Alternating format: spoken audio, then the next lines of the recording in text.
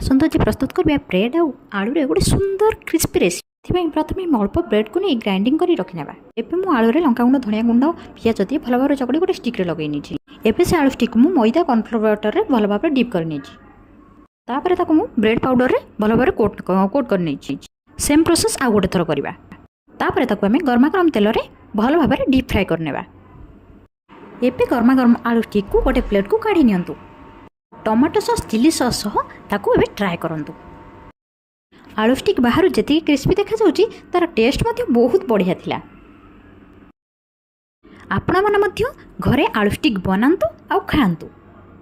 मु बनैथिबा आलू स्टिक रो टेस्ट तो बहुत बढ़िया थिला। आपण माने मध्य बनांतु आ बनैबा परे निश्चय कमेंट माध्यम जणांतु कि आपण मानक आलू स्टिक केमिति लागिला। आपण मानक जदि रेसिपीटी भल लगी थाए लाइक शेयर सब्सक्राइब करिया पे जमा भी भूलंतुनी। रहिली जय जगन्नाथ।